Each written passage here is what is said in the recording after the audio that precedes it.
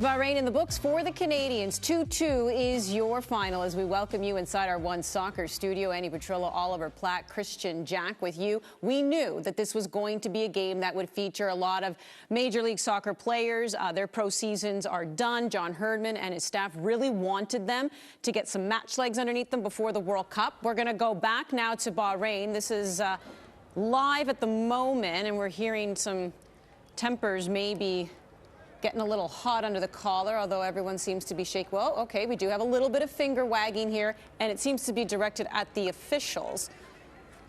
Yeah, this looks unsavory, to be quite honest. I mean, we don't know what's gone on there. Ultimately, you know, you could see that Larea and Fraser were very vocal throughout the last 10-15 minutes with the official, even in moments of stoppage time. So you can see, like, just at this point, you just want to get him off the pitch. Yeah, Larea looked really unhappy there. I'm not sure what's happened.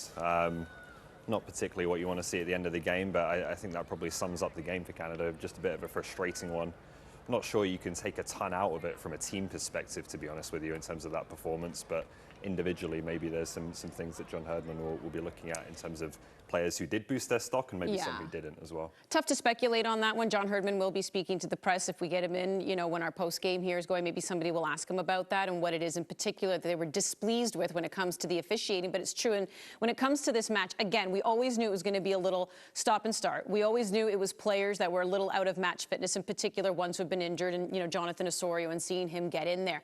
So I don't know exactly what we were expecting. Maybe it was just guys getting minutes under them. But given the conditions, a little bit of the pitch, and, you know, guys like Joel Waterman getting their first cap, everything that's coming together, Dane St. Clair being between the sticks, what did you walk away with after this one? I think a couple of players, probably Osorio, you know, we talk about Kone, who's obviously, you know, in a different category, but Osorio probably top of the list for me of a player who really shows that he's ready, I think. You know, there's only so much you can take out of this game, like I said, but I thought he looked sharp. You know, he went a good amount of minutes. He looked like the Jonathan Osorio we're used to seeing. Richie Larea, I thought, did decently as well, again, showing that he's probably ready to play a part that we were hoping him to play. Some of the others I felt maybe didn't get quite up to that standard, but those two in particular, I think, didn't do themselves any harm. Yeah, they were good on the day when they needed to be. It turned into a bit of a glorified training game. Like, the pace was so slow at the end that it's hard to think that, you know, as the guys in commentary said, it's very difficult to replicate that to anything. You know, it's basically a different sport than what we're going to be seeing in Qatar at this point. But they will, you know, they will feel better that they've come through a 90-minute game. We can put the end to the fact that Larea hadn't played for 6 weeks and Osorio hadn't played for 8 and things like that. At least they've got games under their belt that they mentally will feel better about individually. For the outside world, I think we'll look at it a little bit different, but internally it's more important that Herdman was able to test them. Johnston, again, you know, went 90 minutes as you'd expect. And some players like Kone we're going to get into. Again, Sean, right? You know, I'm not sure why he played as often as he did, and I wanted him off the pitch a bit earlier, but, you know, ultimately, you know, again, it was... you know, they didn't lose the game, but as you said, a game that I'm glad they played it for some of the players, but I think for some of the others, I don't think they needed to be involved. And I feel that's the overall sentiment. Glad they played it. They needed to play it. There's no way, especially guys like that who are not playing, one game would have been enough for them, because we know the other game, November 17th against Japan. Plus, it was a great opportunity to see certain guys that we may never be able to see. And as I mentioned, some guys getting their first caps as well. But let's speak Ismael Kone. We sang his praises in the pregame show. He deserved it. He opens up the scoring this one in the 6th minute. And the conversation, he's changed it, right? When it comes to the World Cup, it's not just a matter of being named to the roster. It's how many minutes do we think he's going to get? Oh, yeah, undoubtedly. John Herdman talks about this core group of 16 or 17 players. He's going to play minutes, significant minutes, and he's part of that minutes. You know, whether he's a starter or not, you know, we'll find out. But, you know, just his ability to be such a commanding figure on a pitch, I think, is really important. You know, there's profiles of players that Canada just don't produce very often. They don't produce a player like Stefan Eustáquio, and that's why he's so special, and that's why he was missed so much in a game like this. And they rarely produce a player like this who's got that physical stature. Just here without the ball, just his pressing lanes that he takes really well, I think is really intelligent. Again, you can just see how he glides from right foot to left foot, how he opens up his body. As I said, he plays with an authority in the midfield, that he's a modern-day midfielder now. Modern-day midfielders can be a 6, they can be an 8, they can be a 10, they can score goals. They can be, demanding the ball and then switching it from one side to the other. Overall, again, nothing anybody who's watched Montreal regularly this year, you can see wants that pass for Johnson, but nothing really that we have seen today that would have surprised us. No, there's a lot of growth still to come in Ismael Kone's game to be, I think, a complete midfielder long-term for Canada. But what he already has is an ability to be a difference maker, just in certain moments. The ability to cover so much ground, to pick a pass, to get in the box increasingly and score goals. Like, that's something that is difficult to find, I think, players who could impact international football at that level. He's already doing it. So there's a lot more maturity still to come, but his ability to really impact games, to take ownership of things, I think is something that will get him on the pitch at the World Cup. Looked good, and he's talking to the media after this one. Let's hear from Ismael Kone.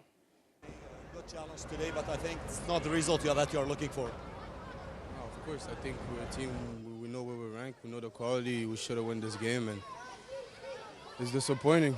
So, yeah, we'll work on the stuff that we need to, and we'll go back again. You have next challenge again with Japan after a few days, so now you have to prepare very well for that challenge. Yeah, of course, I think Japan is a good team. They've been to the World Cup a couple much time, and they have the quality, they have the players, they play with intensity. So us to be up to the challenge and go out there and perform, so it will be a good challenge for us. And yeah, like I said, we have to go and work again and be ready for Japan. Thank you so much. Wish you all the best. Thank you.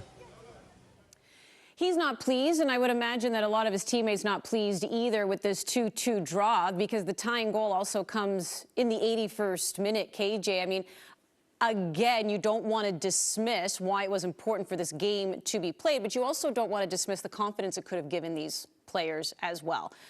Your reaction to just how they're feeling? Yeah, I mean, I can understand he's a young man who wants to win games, but ultimately, that's going to disappear pretty quickly, I think. It was never about the outcome of this match.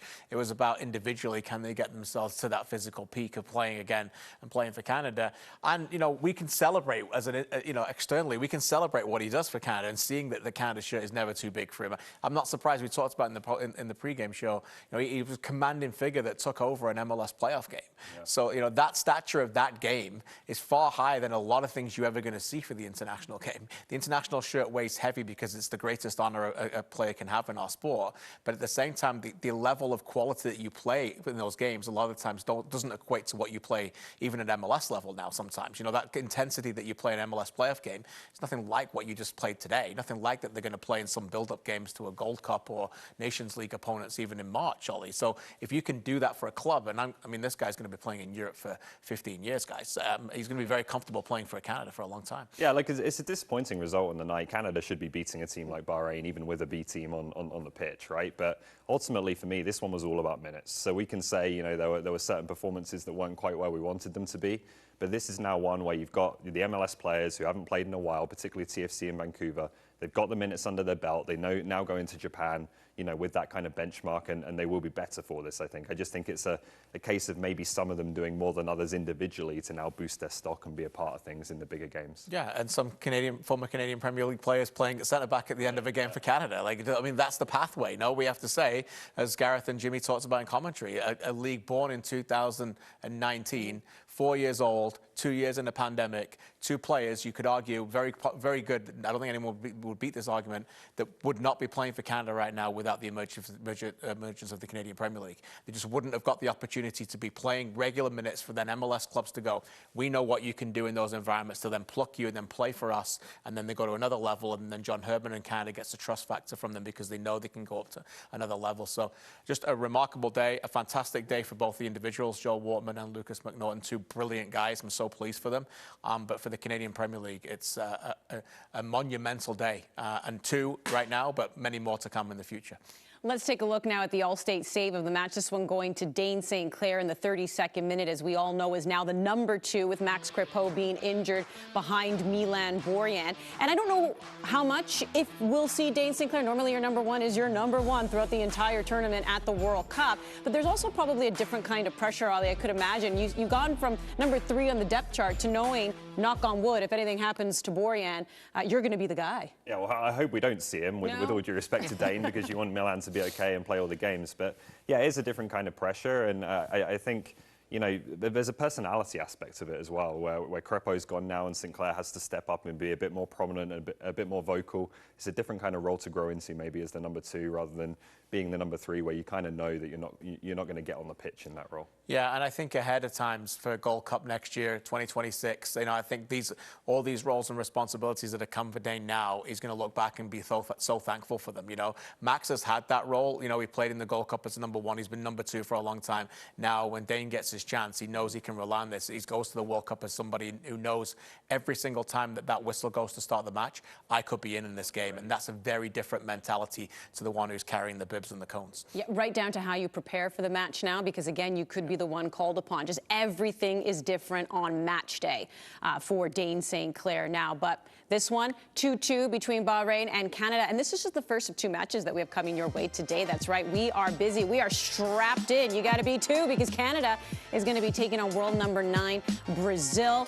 They've been calling, a lot of fans have been calling for tougher competition for the Canadian women. Let's see what they can do with a team ranked top 10 in the world. So this is going to be a great challenge. This is the first of 2 games against Brazil. Diana Matheson is going to be joining me to set you up for that one. 2-2, the final here. Canada and Bahrain will be breaking down more storylines as the Canadians now have one more friendly. That'll be against Japan before the World Cup officially kicks off for them.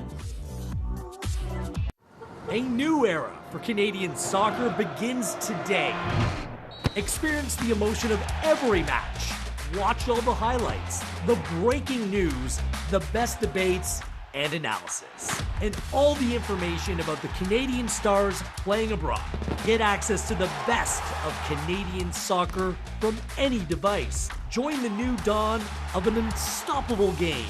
See the rise on onesoccer.ca. Canada's men's national team is brought to you by the Toyota Corolla family, hatchback, sedan, and hybrid. Ooh, this does not look good for Canada. They may need to send someone in to replace Kyle Larin. Send him in. I'm in it! I'm coming! Never have I seen anything like this before. I think it's you. Is that a shawarma? Habibi! Boom! That's Osmos, baby. We're making what you're craving, Osmos.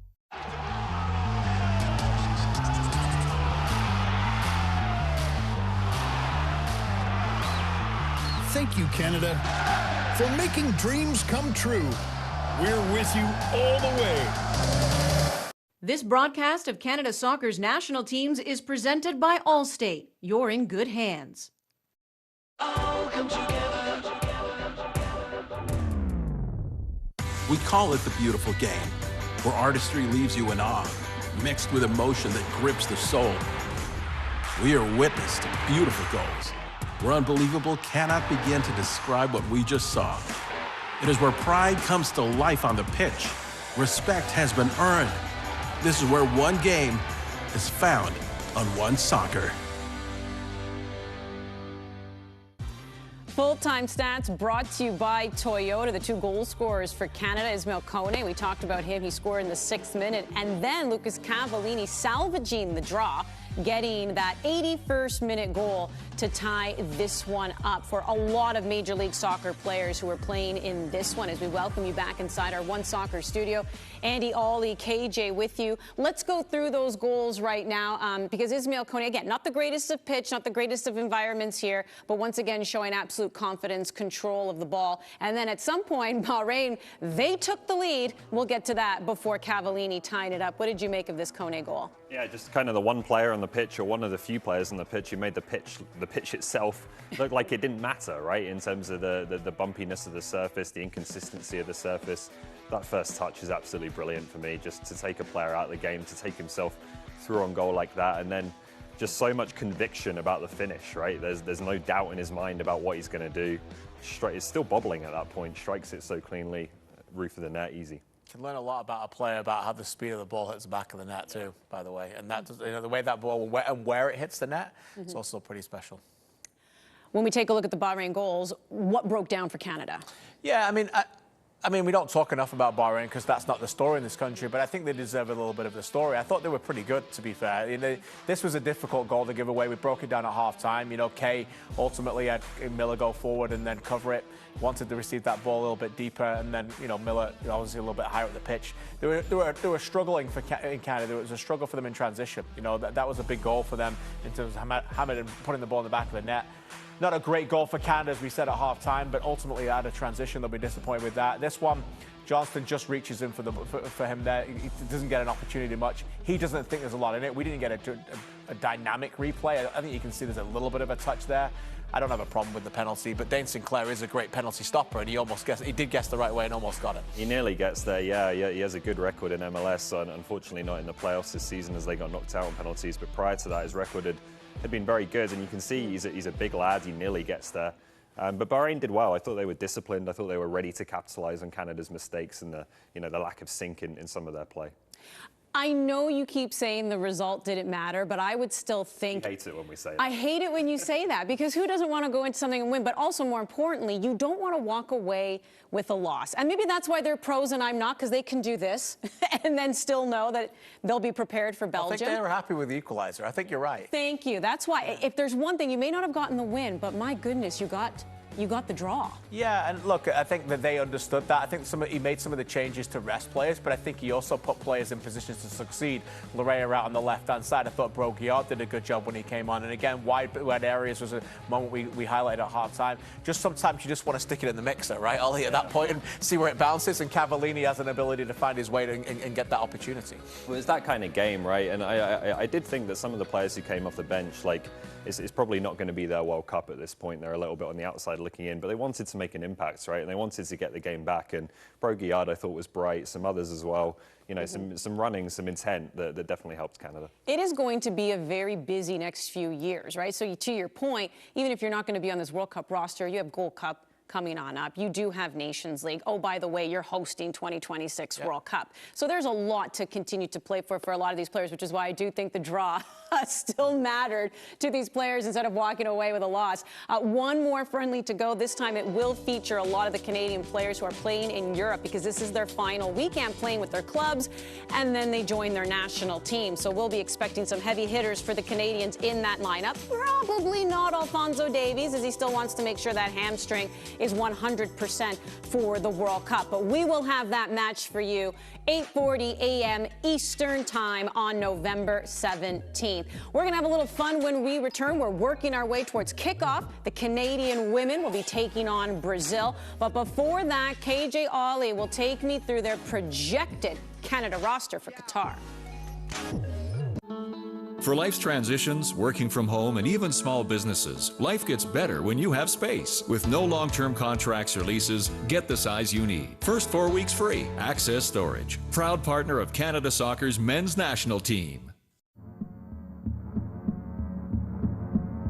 Gatorade. With electrolytes to help replenish what's lost in sweat. Carbs to help fuel your working muscles. And fluids to help you hydrate. Scientifically formulated so you never stop competing. I do this for my town, my time, my time. None of you people can tell me to stop. Rehydrate, replenish, refuel. Gatorade. We created Carlsberg 0-0 because even the best things can be better with alcohol-free beer. Clean one-handed backhand is better. Balancing stuff is better. Whatever this is better. We created Carlsberg. Skipping your own ad is better. Parking in space, better. So, can the best alcohol-free beer make good things better? Probably. Think you've seen tough? You've seen nothing. When you're absolutely drenched and still take the final shot? Not even a challenge. Playing extra time under the beating hot sun. Hardly sweating. When the wind's so chilling it cuts to the bone, now we're getting somewhere. Playing in Canada's tough. We're not sorry about it. Want to beat us? Come on. We're made for this. New Degree Advanced. First ever 72-hour non-stop protection with motion sense. Test it to the limit. and proven. Still feeling dry and fresh.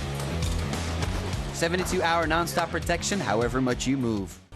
Well, the real roster for Canada will be revealed on Sunday, November 13th. Be sure to join us on our YouTube channel, youtube.com/onesoccer. We will have a live reaction show. Hey, send us your comments, your thoughts, your questions. We will answer them, as well as we will find out who will be representing Canada in Qatar. But let's have some fun in the meantime, gentlemen. KJ and Ollie with their projected roster.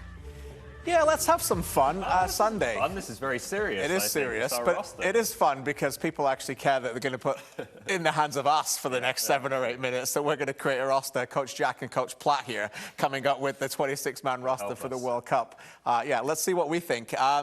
Let's play with goalkeepers first. I think this is pretty much a done deal. Well, first of all, we just saw Dane Sinclair play and play well. But we know the number one is a spare a thought for Max Crepeau. It's really difficult for me to not see him on this board. He's a special human being.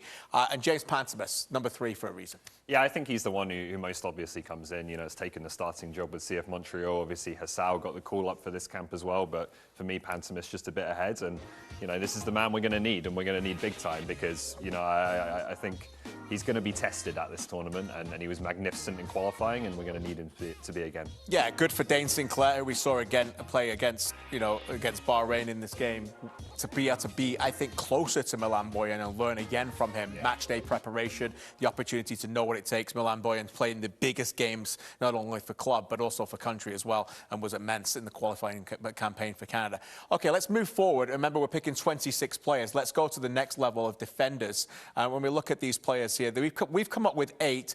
As we're taping, we're awaiting details on the fitness of Daniil Henry, who obviously missed this game today in the last-minute second where he was pulled out of the warm-ups. At this moment, we've gone with 8, with Waterman, Cornelius, and Henry.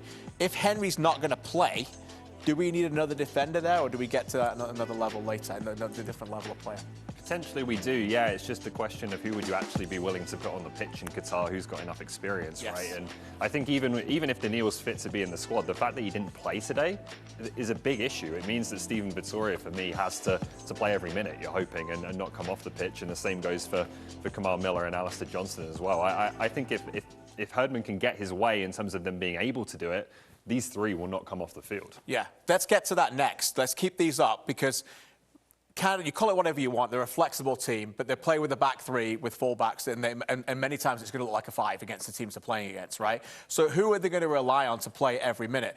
Number 1 right here, Alistair Johnston. You'd expect him to be the right-sided of the 3. Vittoria, if he can go, central midfield, central of the back 3, and Miller. There's your 3 right there. And then you'd expect Richie Laryea and Adekubi to be your fullbacks, but you'd expect that, but Laryea, can he be challenged by someone like Hoylett at this point? Well, we don't have him on the screen, so we have him listed as a midfielder, and also Tajon Buchanan as a forwards. But those are 2 players who you could potentially look at that right wing-back role. Yes. The left one will be Adekubi, I think, full-time, unless they want Davies to potentially drop back there at some point in a certain situation. But Adekubi's solid. Then it's the battle, I think, between Laryea and Hoylett. Maybe Buchanan, I tend to think he'll play further forwards. But yeah, those are the 5 that you look at that are going to play big minutes, I think. We've gone with 26, and we've gone with 8 defenders. The reason why I bring this up is because you just mentioned Hoylett and Davies who can help this group. Yeah. We've mentioned the 5 players that we think are going to play significant minutes, and it leaves 3. And I think that number could still be 1 too many. I think depending on what happens with Henry, we could get to a point where they might need another player, you know, instead of a defender, and we'll get into that in a second. Well, and the other player not on this screen who could come into it as well is Atiba Hutchinson, who we have seen drop to centre-back before. It's not something I love, just because I think Atiba is such a good midfielder that you want him always there when he's on the pitch. But if there is a need for a replacement for Vittoria, it might at this point be Atiba Hutchinson as opposed to another defender coming in. Well, that's why you have to look at the club as a profile, right? So Johnston plays on the right side of a back 3. If he's not going to be available to play, and it's a big if, who plays in that position? If Vittoria can't play a few minutes, who's going to play in that position? You'd expect it would have been Daniil Henry. Maybe that falls into Waterman. The left side without Kennedy. If Miller can't play, it's Cornelius, right? That's the balance. Yeah. So that's what we expect. And of course, Adekubi is back backed up by Davies, who can play there. Larea can switch to the left as well. There's a lot of interchange there, which I think can benefit Canada. Let's go to the next level, and this is our midfielders for this projected World Cup roster that we've got going. Many of these will not surprise any of you. Many of these you've seen and been familiar with. Eustáquio, the best there, no doubt about it. Yeah. Let's go through roles. 90 plus 90 plus 90 in any regard, no? No question, I think, with Stefan Eustáquio. Yep. Not coming off the pitch again. Then you get into a bit more of a question mark, right? Atiba Hutchinson, how healthy is he going to be? Can he start the first game? How many minutes can he go in the first game and onwards? And if there is a question there about Atiba's status, who is the next one up to come in next to Eustáquio? Who is that player? I think it's Piet at this point. Right. If I'm thinking about Belgium right now and we've got to put together a team, you look at what Piet's been relied upon to play against Uruguay, again relied upon today, captain in the team. Atiba Hutchinson's played one game since June. To expect him to start all 3 games, I think no matter how much we love him, is an extreme expectation. So Sam Piet for me is a player that I think you could look at maybe lining up with Eustáquio. But what about Kone? Could he play in that role as a 2? We saw him playing a little bit higher today. I think if Atiba's not ready to go in that first game, it is Piet. He's just a bit more of a safer option, a proven option. But we're watching some Atiba Hutchinson here. Like, I still think, even with the lack of minutes, even with the fitness question, if they can get him in for that first game, I think they'll do it, because I still think there's a gap between him and everyone else not named Eustáquio. I agree. And especially when you talk about playing against a team like Belgium, Atiba Hutchinson, his whole career playing in the Champions League, has seen that pace, that level, right? So even if it's not necessarily a pace that he's been playing at in the last few months, he knows what it's like. He's experienced it. I'm not sure you can say that about so many others. Let's talk about bands here for a second. So you've got your back 3, then you've got your 4 that are in the front, and we think that's basically 2 6s at this point. Yeah. Any of these names at the top, and I think we agree right now, the depth order is probably like that in this way. Kay struggling for minutes at the moment. But then you've got other players who can play in a 3 that can class as midfielders. I think Hoylett's more of a wider player, but then you bring in Osorio and Wotherspoon and Kone, who can maybe challenge the likes of David and Buchanan or Davies or Laren even to maybe play a role in that position. Why do you think Wotherspoon deserves a spot in this squad? I think he's a really good player, an underrated player, to be honest with you. I think he's back playing in Scotland now. He's a player I compare a little bit to Osorio just in terms of their ability. If Canada need it, to give them a 3rd midfielder ahead of the other 2. I think as long as he's fit and playing, and he is back in the team in Scotland, like I said, I don't think there's any question he's on the roster. I think he's at that level where he's a player who could come into minutes contention. I agree with that. Supremely technical at this level as well. Breaks the lines as well with passes, but also is the ability to receive the ball with his back to goal, like Osorio. Can get away, can stretch the line, play on the turn, and play forward quickly, which is what they're going to need from, I think, all 3 of these players in those high players. I think that's particularly against the top teams like Belgium and Croatia. Let's move to our next board when you can see the forwards for the projected roster. And I think these names are obviously all going to, they're all going to go. It's a good front 4, though. We've got lined up. Exactly. And I think out of that front 4 against Belgium, 3 of them are going to start, right? That's the question, right? Could Buchanan start a wing back and you can get these 3 in the front 3? I don't think you can play 4. I tend to agree with you, and I think that leaves us at this point, given club form, probably looking at this man here as good as he was in qualifying. I'm pointing at Kyle Laren on the screen. Yeah. But it's a tough one given the goals he scored in qualifying. He was absolutely brilliant. But I think right now, looking at the form they're in coming into the World Cup, you want to unleash Buchanan, Davies, and David. Yeah, that's the key, right? John Herdman has said the entire time coming into this World Cup, regardless of the opponents, they're not going to change the style where they play. So many people would say, are you really going to not pack the midfield against Croatia or Belgium, and you're really going to play 3 of these on the top line? But I think what we know is they're going to be bold to be brave. They're going to go for it. Now, that might change if they end up getting smashed or something in the first game and they need to get something out of Croatia. That could theoretically change, which is where Osorio, Wotherspoon, Kone can come in. But I think they're going to go with that. And if you're Roberto Martinez, and you're like, okay, they got these guys with the pace, and suddenly Davies and Buchanan have got those free roles behind, and then you've got David up top who comes back and almost plays as a 10 and covers the midfield. There's a lot to like. That's how they want to beat teams for me, is these 2 high and wide areas, and Adekubi and Hoylett or Larea on the other side supporting them. It's that wing play that's the X factor for Canada for me. The interesting one on this screen I wanted to bring up and ask you about is Liam Miller here. This, for me, might be player number 26 on the roster, and there's maybe some contenders there to compete for his place. What we'll know is the likes of Corbeanu, Brim, Koliasho, they're going to be very difficult to get in the squad because how are you going to take minutes from these? Right. That's the problem. What Miller has done is he's found the ability to score goals, get into games quick as a substitute, and also been tried as a fullback. That's why he's tried him in those positions as well. Ubo I like because he can stretch the pitch a lot. He gets in behind, not comes to the ball a lot, which I think is important. He's in form as well. We know Cavallini. He does a great job with the squad as well. So that is our 26-man squad. We'll see whether we're right or we'll see whether we're wrong, but hopefully Canada are the ones who are right. And John Herdman will certainly tell you the squad. On Sunday, he'll pick the squad. Back to you, Andy. All right, great stuff, gentlemen. And of course, we will find out on November 13th the actual roster for Canada. Hey, check who's next to me over here, because I told you we have a busy day here on One Soccer. The women are coming up next. Yeah, that's right. That's Diane Matheson. We're going to set you up for Canada versus Brazil, world number 9. We are excited about this one. We'll tell you who's starting up front for the Canadians, because, yeah, the big topic is always about who's going to score goals. Stay with us here on One Soccer.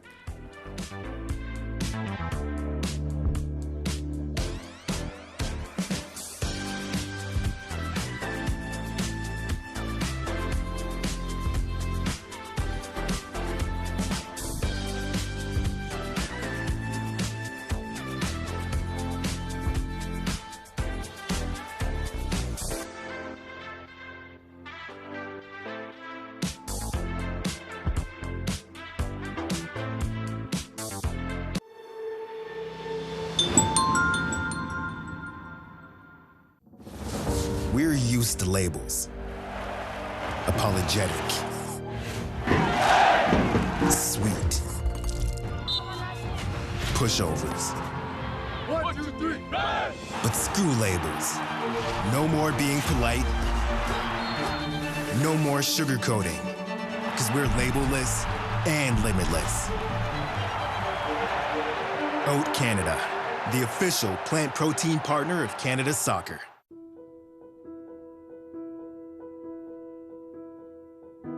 To play. It's something that's in us from the very beginning, and something we take with us on every step of the journey. When we have no words, it gives us a way to speak. When we are still finding our way in the world, it gives us somewhere to belong. And no matter who we are or where we come from, it gives us the right to dream. Christine Sinclair as she scores at her 5th World Cup.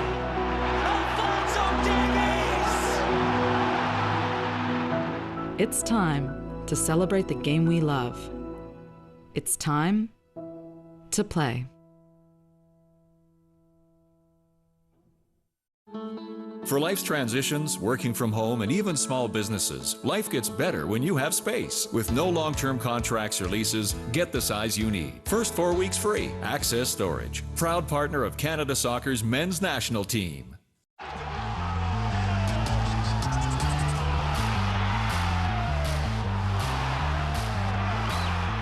Thank you, Canada, for making dreams come true.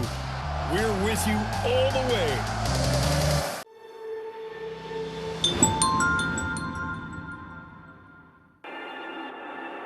They hate when you elevate. The second of losses, I'm handing them out, yeah, I had to go delegate. It feel like I'm floating, I'm lost in the moment, I swear I could levitate. They never believed that I would really fly, I had to go demonstrate.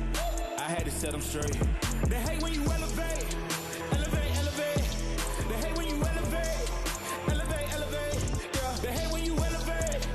Elevate, elevate. They hate when you elevate. Yeah. I had to elevate, yeah.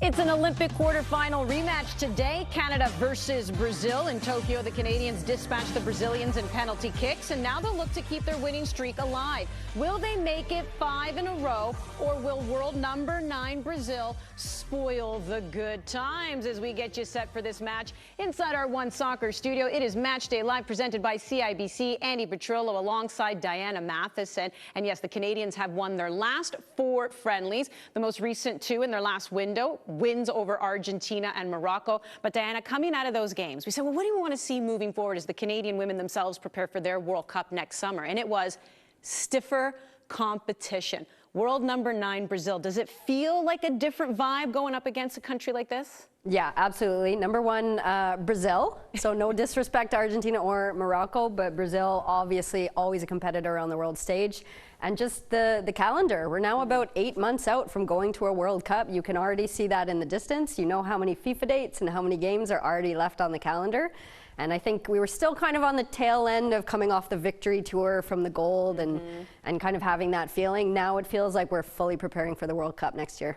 And these are the types of results. So we know back in September, taking on Australia in Australia, that was also part of preparation, taking on a country that's going to be hosting, being there, time change, just getting to know the venues that will be hosting certain games. The results matter. The Canadians picked up wins. What would results mean in these games? Because they'll play 2 against Brazil, the second one being on November 15th. Yeah, I love this team's attitude. And obviously, you know, I was a part of the team before. And then since I've left and just hear the messaging that comes out of that group, it's still the world doesn't respect them enough. And they have a gold medal, and every result they get from now until the World Cup next year is just adding respect and adding credibility. You know they wanted those wins against Australia, and you know they want wins today. They still think the world doesn't take them seriously enough, and they're out there every game to prove it. Well, there are names on the team we definitely know. There are also names we're being introduced to as Canada is also showing their depth. That's probably the one plus when you do take on teams like Argentina and Morocco. We can see other names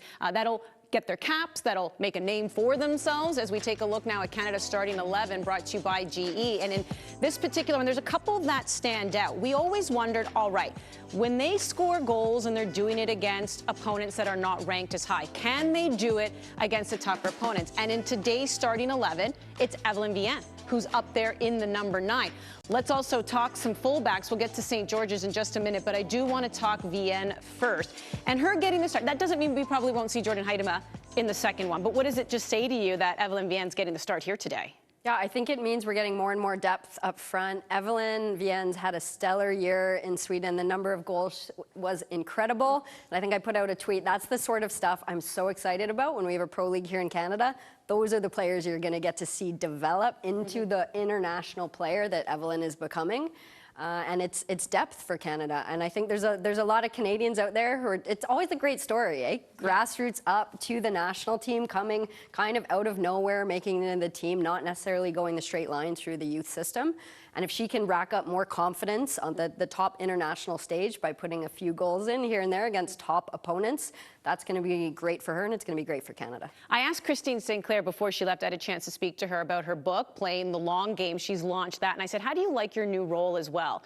And kind of that more of that number 10. It's not even really a false 9. It's more of the number 10. She goes, I love it. I don't do as much running, but I feel like I'm involved in just about everything. So even though we talk about the evolution of Christine Sinclair's game, it doesn't necessarily mean playing less. Yes, sometimes we've seen her come off the bench and used in certain ways, but that doesn't mean she still doesn't have a presence on the field. What does it even mean when you have newer players like Evelyne Viens coming in and still having the support of a Christine Sinclair? Yeah, I think you said it, she has a presence, period. So when she's on the field, even though, you know, she's not a 27-year-old player anymore, and maybe we're not going to see her for 90s every game, she's still Christine Sinclair, and her vision and her intelligence gives her space on the field to make things happen. And I don't know why it took Sink so long to realize it, but being in the midfield is a better position than being up top. So that's more involved. You get the ball, and Sinky's smart. She's getting that now. I love the good little battles. I will say I love her swagger as well, because I may have asked her to sign my book before she left, and I had 3 Sharpies. There was a black, a red, and a gold. I said, what color? She's like, you give me that gold right now. I am not signing anything in any other color, because of course she is a gold medalist. Let's look at the fullback position. And St. George's is getting the start. What do you make of that? Yeah, I think that's fantastic. She's another one for Canada that's had a lot of camps now. She's trying to break in to be a consistent top player for Canada. And that fullback position, it could still use some more depth. In Bev's planning, it's always long-term planning. Who are the players who are coming up through the pipeline. And right now there's not as much depth in that fullback position. So we know we have Ashley Lawrence, we know we have Chapman, we know we have Riviere, and there's a few injuries there. That means we're even a bit weaker in that position. So I think the more St. George can get minutes and play well and gain more confidence, that's going to be great. But even that's another position where, again, Bev's brought in some youth there because we know that's a position in the future we're going to need more talent in.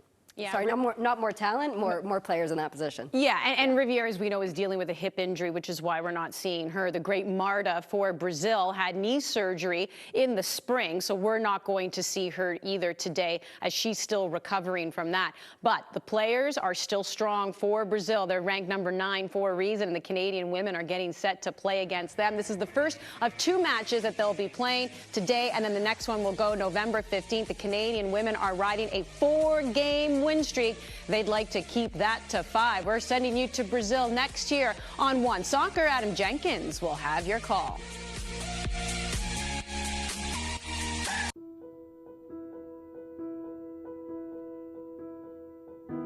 To play. It's something that's in us from the very beginning, and something we take with us on every step of the journey. When we have no words, it gives us a way to speak. When we are still finding our way in the world, it gives us somewhere to belong. And no matter who we are or where we come from, it gives us the right to dream. Christine Sinclair as she scores at her 5th World Cup.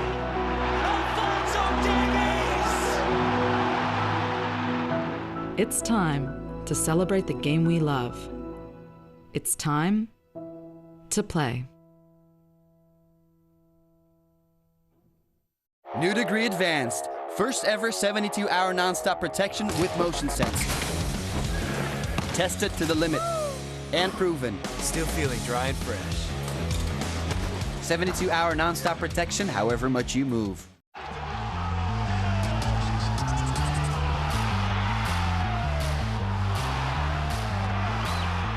Thank you, Canada, for making dreams come true. We're with you all the way. Canada's women's national team is brought to you by the Toyota Corolla family, hatchback, sedan, and hybrid.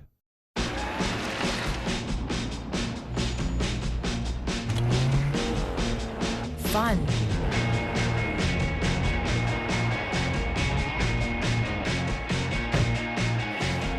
Intelligence. Drive. They run in the family. Corolla.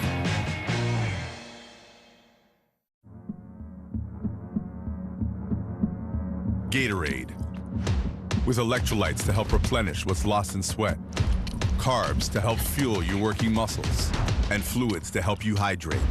Scientifically formulated so you never stop competing.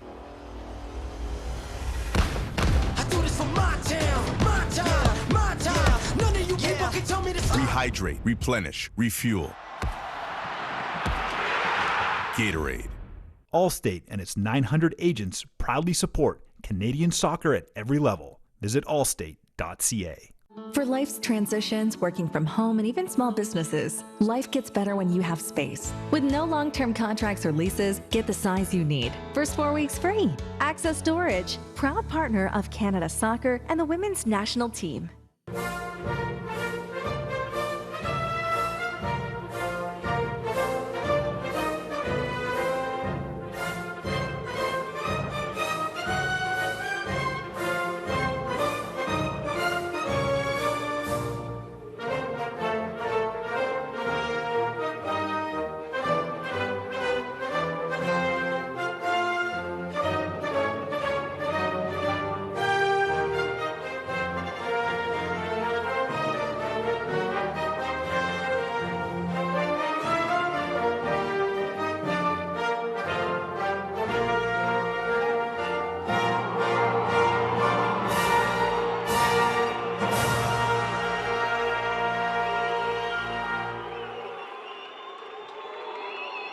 Boa tarde, Canada. That is the extent of the Portuguese you're going to get from me today. Good afternoon and welcome to Brazil. One final push, the message that Bev Priestman